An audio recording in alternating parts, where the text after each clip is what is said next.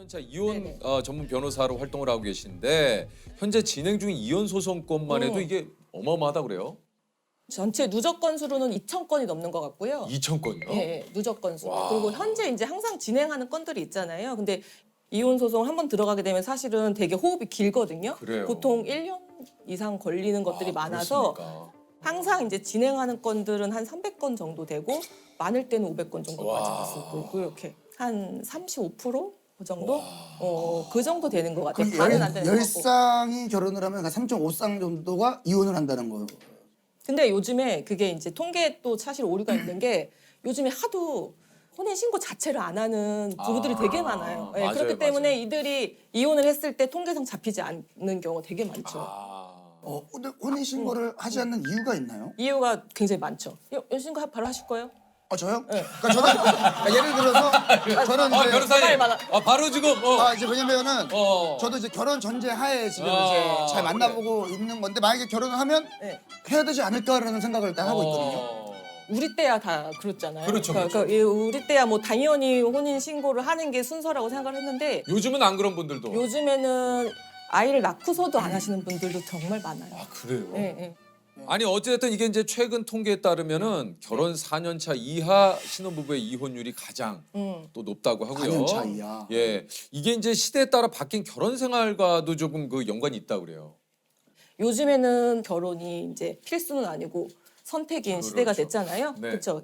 안 해도 되는데 내가 그렇죠. 굳이 하는 거니까 굉장히 어. 신중하고 그 신중은 사실은 다른 의미로는 사실은 뭐 실리를 따진다 이런 게 있어요. 그렇죠. 네. 조금 그런 이해관계를 좀 따지게 되는데 본인들의 돈을 각자 어떻게 쓰고 어떻게 관리를 하느냐에 대한 갈등이 굉장히 심해요. 근데 우리가 생각했을 때는 경제 공동체라는 그렇죠. 관념이 예, 굉장히 예. 많았는데 요즘은 아예 그런 게 없단 말이에요. 그래서 그래요? 제가 한 7, 8년 전에 뭐 이혼 상담을 하면 젊은 부부가 왔길래 돈을 각자 관리합니다 했을 때 굉장히 특이하다라고 생각을 했었거든요. 근데 이제는 돈을 같이 합쳐요라고 하는 부부들이 오히려 특이한. 오히려 특이한 정도예요. 어떻게 하실 거예요? 저요? 변호사님 약간 아니, 오늘 뭐 청문회입니까? 지금 저는 결혼 전제라고 하니까 주변에 결혼한 친구들한테 물어보잖아요. 야, 너 어떻게 이렇게 그 관리를 하니? 라고 물어보면은 두 사람이 같이 일을 하고 있는 경우에는 공통 통장을 만들어서 네, 맞아요. 한 달에 맞아요. 어느 월급에서 맞아. 뭐 같이 뭐 100만 원씩 그렇게 하신다고 매달 내는데 이제 그러다 보면은 너 왜 입금을 안 했니? 뭐 이런 걸로도 좀 싸우게 된다. 진짜 정말 정확해요. 이게 이런 문제 때문에 싸우고 이제 이혼하시겠다고 오시는 분들이 굉장히 많은데 만약에 뭐 예를 들어서 거기서 내가 시장을 보는데 나의 개인적인 물건을 샀다. 그럼 난리가 나는 거예요. 이거 뭐 예를 들어서 제가 많이 드는 것 중에 여성용품 있잖아요. 네. 내 여성용품 장 보면서 샀다- 같이 이제 샀다 넣는데. 살 수 있잖아요. 근데 이제 그거를 이제 일일이 체크를 해서 이거는 공동 생활 비용이 아닌데 왜 써있냐. 그래서 진짜요? 네, 그래서 6,700원을 넣어도록 하라. 이렇게 해서 이렇게 싸우는 거죠. 아니, 정말. 와이프의 그 용품을 산 네. 건데 그걸 뭐라고 하는 거예요? 네네네. 그 공동생활비 통장에서 양가 부모님들의 선물을 사는데 이쪽 부모님은 20만 5천 원짜리 샀는데 이쪽 부모님들은 19만 8천 원짜리 샀다고 네. 불만을 제기하는 부부가 있고 또 양가 가는데 당신 집에 가니까 당신이 기름값을 내. 정말 있는 일이고요. 예. 이제는 제가 엑셀 이혼이라는 말을 되게 많이 써요. 엑셀이 필수화된 시대가 됐어요. 그 엑셀을 공동 지출 비용, 각자 지출 비용 뭐 이런 거 써서 굉장히 명확히 해놓는 거죠. 근데 그게 시간에까지 가요. 가사와 양육에 각자 얼마를 분담을 했는지 일주일에 내가 지금 1.5시간을 더 1시간. 했으니까 다음 주에는 당신이 1.5시간을 더 해야 돼. 이런 것들로 시간적인 개념까지 나아가서 굉장히 합리적으로 보이기도 하죠. 근데 그건 어떤 면에 있어서는 또 예. 근데 부부라는 거는 합리라는 말과 사실은 가장 먼 단어라고 저는 생각을 하거든요. 혹시 실례가 안 된다면 네. 지금 결혼을 저는 미혼이고 싶은 기혼이죠. 그게 뭐야? 그게 무슨 변호사님 무슨 말씀이세요? 아니 우리 예? 기혼들의 꿈은 다 미혼인데. 아니 뭐 기혼들의 꿈이 다 미혼은 아니 어쨌든 제 결혼하셨다고 제 입장에서 이게 무슨 소리예요? 알게 될 거예요. 알게 될 거예요. 그러니까 곧 알게 될 거예요. 제가 재밌는 게 뭐냐면 곧 알게 될 거예요. 곧 알게 될 거예요. 오시면 또 다른 세상이 있어요. 그러니까 미혼이고 싶은 기혼. 네, 유부들의 꿈은 항상 미혼입니다. 네. 네. 그 실제 이혼을 결심하고 이제 많은 또 사유로 이혼 결심을 또 하신 분들이 오시겠지만 그 찾아오시는 분들이 어떤 이유로 좀 많이 찾아오시나요? 아무래도 제일 많은 건 사실은 배우자의 외도 때문에 고민이 많으시죠. 그렇죠? 예, 아무래도 아직까지는 전 연령에 걸쳐서 가장 많은 이혼 사유인 것 같습니다. 아니 근데 그 문제로 소송까지 가는 경우는 많지 않다고 그래요? 이게 무슨 얘기입니까? 이혼까지 이르는 경우는 극히 드물어요. 제가 봤을 때는 10쌍 중에 한두 쌍밖에 안 돼요. 그 한두 쌍이 어떤 경우에 해당되냐면 내가 너무 배우자를 사랑하고 우리가 사이가 너무 좋았어, 평소에. 배우자의 외도를 알게 됐을 때 그 배신감이란 게 그 애정도와 동일하거든요. 내가 사랑했던 만큼 배신감이 너무 커서 그래서 더 이상 이제 마주할 수 없어서 이혼에 이르는 그다음 나머지 10%는 어떤 거냐면은 원래 대면대면했어. 그러니까 원래 대면대면해서 정서적 육체적으로 거의 단절된 상태. 거의 그러니까 서로 사생활 터치하지 않고 각자 살아가고 법리로만 유지하고 있는데 이 김에 이혼하자. 다 합쳐서 10% 20% 내외고 나머지는 사실은 애정도라는 것이 막 이렇게 가장 정점에 있을 때가 결혼을 하고 그다음에 이제 혼인생활 유지하면 이렇게 떨어지잖아요. 맞죠? 네. 동의를 구합니다. 자꾸 그러면 대부분의 이제 제가 생각하는 애정도라는 게 그 뭐 30에서 70 사이로 왔다 갔다 하는 거예요. 근데 그런 과정에서 아이의 문제도 있고 사회적인 어떤 자존심도 있고 그다음에 또 사실은 내가 누구 좋으라고 이혼해 주냐 이런 마음도 있잖아요. 그러니까 내가 애정만으로는 이제 이혼까지 결심하는 건 사실은 힘든 게 어디 우리 부부 아니겠습니까? 그러니까요. 그러니까 진짜. 소송까지 안 하는 경우가 굉장히 많고 이혼은 정말 힘들죠. 사실 그래요. 이혼을 결심하는 건 정말 힘들어요. 맞아요. 그러면 이제 남편분하고는 사이가 좋으시죠? 그러니까 남편하고 사이가 좋으려면 좋다기보다는 이제 저도 말이 아니, 많아지네요. 갑자기 근데 서로 왜 이런 질문을 궁금한 게 많은 분들이 이제 배우자를 맞아요. 서로가 선택을 할 때 이런 점을 좀 주의했으면 좋겠다라는 것도 있고 이런 점 때문에 이 사람을 선택한다는 경우도 있잖아요. 맞아요. 네. 그러니까 선택하신 이유가 있을 거 아니에요. 그때는 제가 너무 어렸죠. 나 변호사님 진짜. 아니 그래서 근데 정말로 결혼을 앞둔 젊은 친구들이 저한테 많이 와요. 그래서 물어보겠죠. 네, 물어봐요. 그런 질문 제가 참 많이 받는데 이런 것 같아요. 그러니까 땡땡땡을 좋아하는 사람은 약간 조금 조심해야 되지 않을까? 땡땡땡이 뭡니까? 그거는 앞에 아무거나 붙여도 항상 조심해야 돼요. 예를 들어서 그 땡땡땡이 친구일 수도 있고요.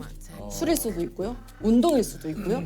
배우자가 내 남자친구 여자친구가 어떤 걸 되게 좋아해. 캠핑을 되게 좋아해.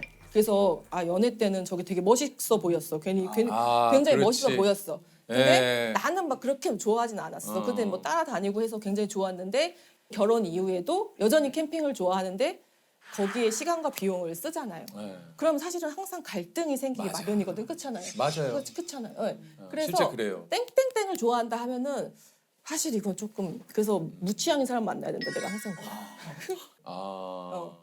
그래서 막 취미 몰두하는 사람 이런 거 조심해라. 거기 돈과 시간을 쓰니까 갈등 생각하는데 이제 제 취미가 항상 그런 거거든요. 이렇게 막 주말에 밤새서 제 취미가 웹툰하고 웹소설 보는 거거든요. 예. 거기에 막 한 달에 수십만 원 써.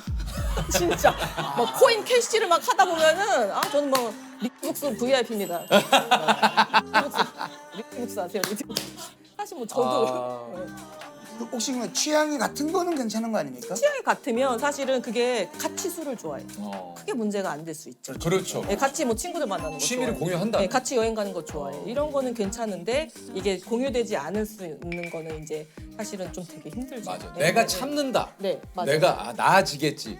이런 것은 상당히 또 나중에 갈등의 씨앗이 될 수 있어요. 그런 건 좀 조심하셔야 돼요. 실제로 이렇게 외도를 하는 분들 보면 어때요? 좀 이렇게 담대한가요? 행동들이?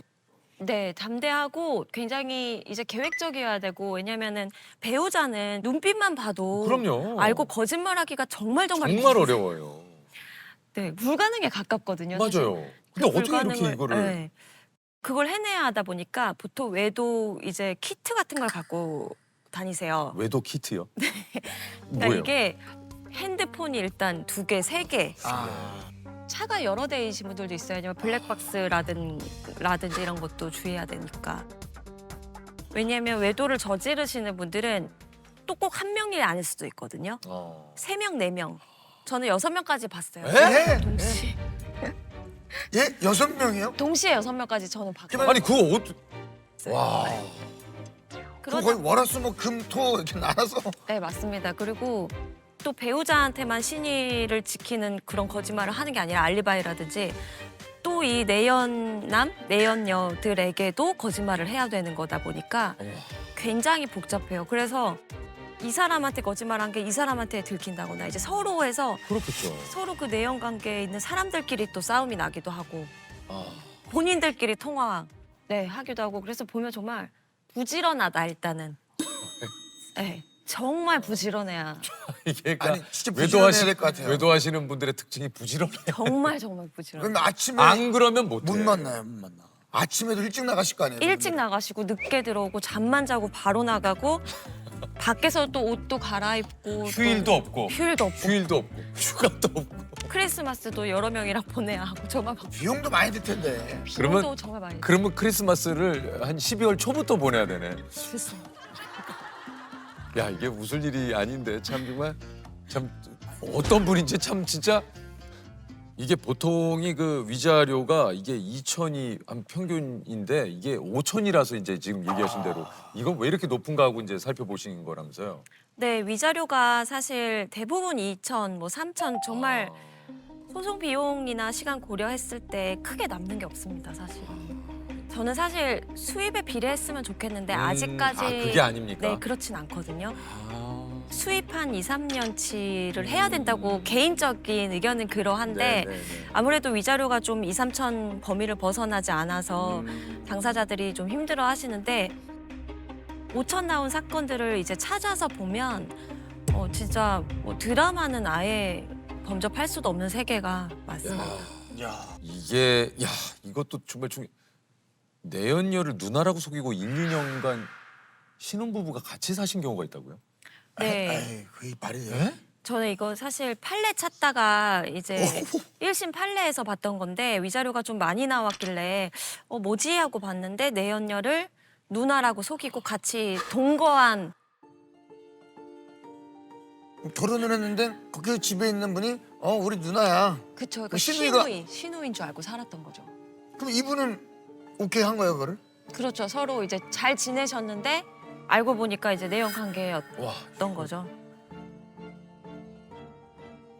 그러니까 제가 이제 상담했던 사건 중에서 이제 형이 자기 아이를 그 조카잖아요, 사실은 너무 예뻐하고 오히려 자기 자녀보다 더 막 예뻐하고 자주 집에 오고 이래서 조카를 그냥 사랑하나 보다 이렇게 생각을 했었는데 뭐 나중에 알고 보니까 내 배우자와 나의 형제가 외도를 해서 아이가 태어났다라는 걸 알게 되셨던 그런 상담자도 있었죠. 그게 지금 대한민국에서 일어난 일인 거죠? 네, 그렇습니다. 담대한 걸 넘어서 이제 정말 어마어마한 사람이 있더라고요. 아니 이게 이제 시대가 변하고 이제 세대가 또 이렇게 변하면서 이게 철저하게 이제 엑셀로 가사 문서화해서. 다 문서화 해가지고 요즘은 어떤 사례들이 또 좀 있습니까? 아무래도 과거에 비해서는 좀 더 네 거 내 거가 더 아하, 그쵸. 이제 더 크고 또 젊은 분들 같은 경우에는 아예 결혼할 때부터 이제 반반 결혼이라고 해서 반반 내고 결혼하고 생활비 각출하고 이혼할 그러니까. 때도 어떻게 할지 정해놓고 맞아요. 이런 경우가 굉장히 많거든요. 그래서 아이가 태어나도 외식은 반반, 개인적으로 뭐 혼자 먹는 거는 각자 이렇게 하는 경우가 정말 많거든요. 그러다 보니까 엑셀 파일이 나올 수밖에 없죠. 왜냐하면 이걸 정리해두지 않으면 그렇죠. 서로 분쟁이 발생할 수 있으니까 엑셀로 항상 정리를 하면서 혼인 생활 하시는 분들 있고